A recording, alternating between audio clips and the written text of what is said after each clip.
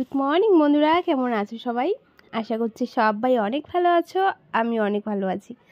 আজ সকালবেলা দেখো আমার দাদু যেহেতু এসেছে, তো আমার দাদুকে দিয়ে লাউটা কাটানো হচ্ছে। আমাদের চালে অনেকগুলো লাউ হয়েছে, অনেকগুলো না, 3টে হয়েছে। এর আগে খাওয়া হয়েছিল, আজকে এটা খাবো। এত সুন্দর গাছে লাউ হয়েছে, টাটকা টাটকা, কিন্তু আজকে খাওয়া হবে না। আর আজকে না পারলে না, লাউটা অনেকটা মানে কি বলতো, একটু কচি কচি থাকলে ভালো লাগে, নয়তো বয়সটা হয়ে যাবে আর শক্ত শক্ত লাগবে। তাই কাটবো কাটবো করে কাটা হচ্ছিল না। দাদু এসেছে, তাই ভাবলাম চলো দাদুকে দিয়ে কাটিয়ে নিই। তাই তো দাদু লাউ কেটে নিয়ে এসেছে। আজ একটা কাজ করব, সেটা হচ্ছিল আমাদের ঘরের বিছানাটা দেখো মাঝখানে রাখা হয়েছে, আর এই পাশটা ট্রাঙ্ক, আর এই পাশটা একটা টেবিল রাখা হয়েছে। তো একটু বাজে লাগে দেখতে, তার কারণ এই পাশে একটুখানি ফাঁকা জায়গা বিছানার, আর ওই দিকে একটুখানি ফাঁকা জায়গা, আর ট্রাঙ্কগুলো এমন জায়গায় রাখা আছে একটু অসুবিধা হয়। তো আমরা এক সাইডে, যে কোনো এক সাইডে বিছানাটাকে একটুখানি চাপিয়ে দেব। আর সেটা করতে এতটা কষ্ট হবে ভাবতে পারিনি। যদি জানতাম যে একটুখানি কষ্ট হবে, ঝামেলা হবে, তবে এতটা সময় লাগবে সেটা ভাবতে পারিনি। তো বাড়িতে কেউ নেই, আমি আর দাদু মিলে এই যে কাজকর্ম শুরু করে দিয়েছি। এমনি যা সমস্ত বাসি কাজ ছিল সেইগুলো করে দাদুকে বললাম টুকটাক যা জিনিসপত্র দাদু নিতে পারবে সেইগুলো নিয়ে রোদ্রুর মধ্যেও দেওয়া হয়ে যাবে আর সরিয়ে রাখা হবে। তারপরে এই তো আমি আস্তে আস্তে সমস্ত জিনিস ওই ঘর থেকে বের করছি, মানে যতটুকু বের করা যায় ঠিক ততটুকুই বের করব, আর বাকিগুলো ঘরের মধ্যেই থাকবে। এই যেমন টুকটাক জিনিসপত্র, কাপড়, কেতা, বালিশ, এগুলো বের করা যাচ্ছে, এগুলো বের করে রাখবো। আর ট্রাঙ্কগুলো খুব ভারী, আর একটার মধ্যে গরমের কিছু জামা কাপড়, একটু বাসন, যেগুলো জিনিস আর কি লাগে না সেগুলো রাখা আছে। তাই দাদু বলছে এত ভারী কেন, তাই দাদুকে একটুখানি খুলে দেখালাম যে এখানে অনেকগুলো বাসন আছে। তো সেগুলো একটা সাইডে, ঘরেরই একটা সাইডে রেখে দিয়েছি। আর এই সাইডটা এতটা মানে যখন নতুন বালু দেওয়া হয়েছে, বালু মাটিগুলো যেহেতু কিছুদিন পর অনেকটা গর্ত হয়ে যায়, এক সাইডটা বসে যায় তখন অনেকটা নিচু হয়ে যায়, ঠিক সেরকমটাই হয়েছে। তাই আমি নদী থেকে কিছু মাটি নিয়ে এসেছিলাম, সেইগুলো এখন ঘরের সাইডগুলোতে দিব। দাদু সুন্দর করে দিবে, তারপরে আমি মুছে দেব, মানে জল দিয়ে, যেন শক্ত হয়ে যায়। তো এই তো দুজন মিলে কাজে লেগে পড়েছি। আর অনেক জিনিস ছিল বস্তার মধ্যে, মাটি, অনেক রকমের জিনিস ছিল যেগুলো হয়তো কখনো লাগবে না বা কখনো লাগবে এই ভেবে ঘরের মধ্যে রাখা আছে।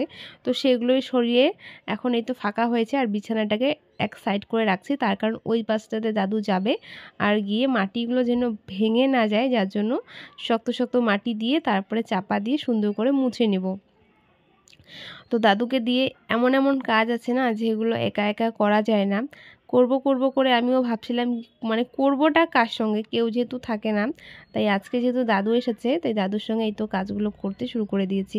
আর বিছানার মধ্যে লেপ তোষক যেগুলো ছিল সেগুলো নামানো হয়েছে, আর মাটি আমি এনেছি, এনে এই সুন্দরভাবে ইট দিয়ে মাটি দেওয়া হয়েছে। তারপরে আমি কিন্তু মুছেও নিয়েছি। এখন মোটামুটি সমস্ত কাজ ওই পাশে কমপ্লিট, মানে এক সাইডটা। এখন এই তো বিছানাটাকে এক সাইডে চাপিয়ে দিব। এক সাইডে যদি বিছানাটা চাপিয়ে দিই, তাহলে ট্রাঙ্কগুলো আর এক পাশটাতে খুব আরামসে ঢুকানো যাবে। নয়তো সামনে ট্রাঙ্কগুলো থাকলে সামনেটা খুব হিবিজিবি লাগে। তাই দেখো এক সাইডটা কিন্তু চেপে গেল। এতটুকু করতে যা পরিমাণে কষ্ট হয়েছে এই ঠান্ডার দিনে, দাদু কিন্তু কাজ করতে করতে ঘেমেও যাবে, আর আমিও ঘেমে যাব। জামা কাপড় খুলে, জুতা মুতা খুলে এই তো কাজে লেগে পড়েছি, একদম মাটি টাটি হয়েছি। তারপরে একটু বিছানাটা যেহেতু মানে মাটিতে বসানো হচ্ছে, ডাইরেক্টলি তো আর মাটিতে বসানো যাবে না, ইট টিট দিতে হবে, তো সেইগুলোই দিচ্ছি। সব দিক ঠিক করছি উঁচু নিচু যেন না হয়। আর আমি একটুখানি বিছানার নিচেও ঢুকে পড়লাম, তার কারণ ওই সাইডটাতে ইট দিতে হবে আর চারপাশটাতেই ইট দিতে হবে। এই পাশগুলোতে যেহেতু দেওয়া যাচ্ছে, তো সেগুলো ভালো মতো দিয়েছি, আর ভিতরে আমি একটুখানি ঢুকে তারপরেই তো দিয়েছি। তো অনেক কষ্ট করে কাজগুলো করলাম। আর বিছানার নিচে ঢুকার পর যে বের হওয়াটা কী কষ্ট, যারা ঢুকে তারাই একমাত্র জানে।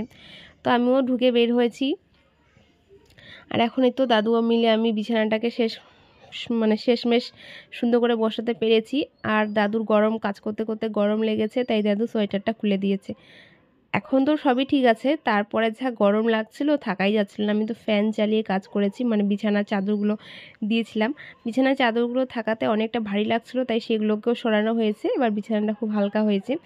এখানে বিছানাটাতে দুজন আরামসে শোয়া যাবে। আর আমি বিছানার নিচে বারবার ঢুকছি বলে দেখো বিছানাটাও নড়ে যাচ্ছে, আর বিড়ালের বাচ্চাগুলোও কিন্তু আমার সঙ্গে সঙ্গে ঢুকে যাচ্ছিল। এই কাজটা করাতে এত কষ্ট হয়েছে কি বলবো। এক পাশটা দেখো এখন অনেকটা ফাঁকা হয়েছে, এই সাইডটাতে ভাবছি ট্রাঙ্কগুলো রাখবো, আর বিছানার সাইডে ছোট্ট একটা টুল বা টেবিল রেখে দেবো। আপাতত যেহেতু কিছু নেই, পরে যদি একটা কিছু কেনা যায়। ছোটো মোটো টেবিল, একটা বিছানার সাইডে বেড সাইড টেবিলগুলো কিন্তু লাগেই, অনেক টুকিটাকি জিনিস রাখতে হয়।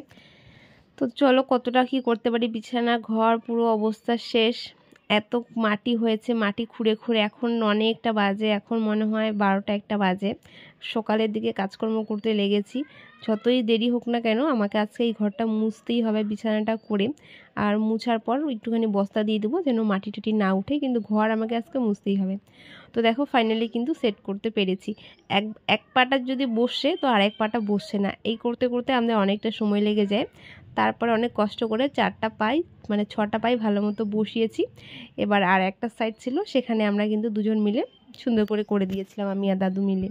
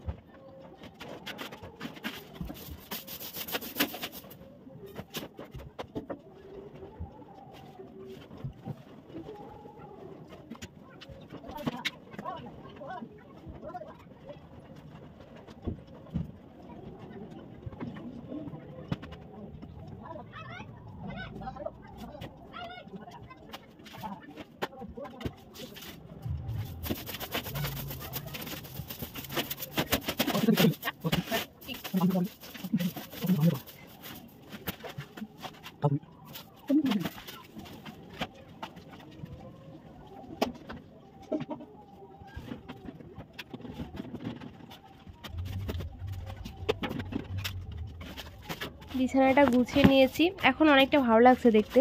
তারপরে এখন নিচে যা টুকটাক জিনিস পড়েছিল সেগুলোই গুছিয়ে টুছিয়ে নিব। আর যেগুলো লাগবে না সেগুলো একদম বাইরে বের করে দিচ্ছি, ঘরের মধ্যে আর হিবিজিবি কিছু রাখবো না। টুকরা টুকরি অনেক জিনিস ছিল, সেগুলো সমস্তটাই বের করে রাখবো।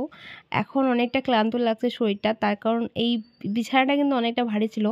আর কিছু কিছু কাজ আছে যেগুলো কাজ হয়তো বা আমার করতে হয় না, তবু বাড়িতে যেহেতু কেউ থাকে না সেগুলো আমি একা করি। আর কখনো কখনো করতে পারি না, তবু মনের জোরে শরীরের জোরে এভাবে করে করে কাজগুলোকে করে পরে আমার শরীর হাত পা প্রচণ্ড ব্যথা করে।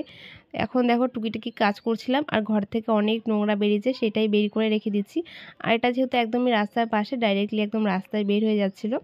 আর এই তো সমস্ত কিছু করার পর এখন টেবিলটা গুছিয়ে নিচ্ছি। এখানে কাজগুলো খুবই মানে ঝামেলা নেই খুব একটা, কিন্তু একটুখানি গুছিয়ে রাখতে হয়। এখানে অত পরিশ্রমের কাজ নেই, যা মেন কাজ ছিল বিছানাটাকে সরিয়ে মাটি এনে তারপরে মাটিটা দিয়ে শক্ত করে মুছে সেগুলো কমপ্লিট। এখন এই তো এই কাজটা করে নিচ্ছি, নয়তো বাজে লাগবে। অনেক জিনিসপত্র হয়েছে তো সেগুলো একটুখানি গুছিয়ে গুছিয়ে রাখছি, যেটা যেখানে রাখলে ভালো লাগবে ঠিক সেভাবে রাখছি। আজকে আর ভালো মতো গুছাচ্ছি না, তার কারণ শরীরটা অনেকটা ক্লান্ত লাগছে। তো টুকটাক করে মুছে নিচ্ছি, আর একটুখানি ধুলো হয়েছিল তাই টেবিলটা একটু জল দিয়ে মুছে নিচ্ছি। এখানে মাঝে সাঝে দাদুকেও ভাত খেতে দেওয়া হয়, আমিও মাঝে সাঝে খেয়ে নিই। আমার টেবিলে খাওয়ার অভ্যাস খুব একটা নেই, আমি যখন যেখানে পেয়ে যাই সেখানেই খেয়ে নিই। তারপরে ঘরটাকে গুছিয়ে মুছে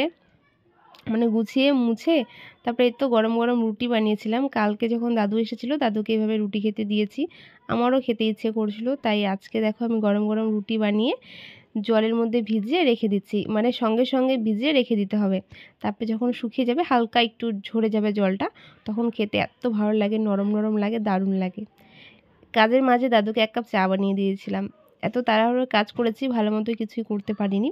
তাই এই তো এখন যেহেতু মাঝে সাঝে দুধ নেওয়া হচ্ছে, মাঝে সাঝে না কিছুদিন নেওয়াই হবে, তো সেই দুধ দিয়ে চা বানাচ্ছি। গরু দুধের চা সত্যিই বেশ ভালোই লাগে খেতে। এই তো সন্ধ্যার দিকে গরম গরম চা বানিয়ে নিয়েছি 3 কাপ। এমনি তো চা খাই না, দাদু আসলে খাওয়া হয়। প্যাকেটে দুধের চায়ের থেকে গরুর দুধের চাটা একটু ভালো লাগে। তো গাঢ় গাঢ় চা বানিয়ে নিয়েছি। এখন এই তো আমি আর মা আর দাদু মিলে চা খেয়ে নেব।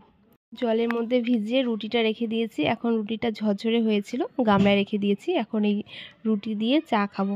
রুটি দিয়ে চা খেতে ভালো লাগে না, তবু খেয়েছিলাম। তারপরে আমাদের এদিকে কীর্তন হচ্ছিলো, সেখান থেকে দাদু পপকর্ন নিয়ে এসেছে।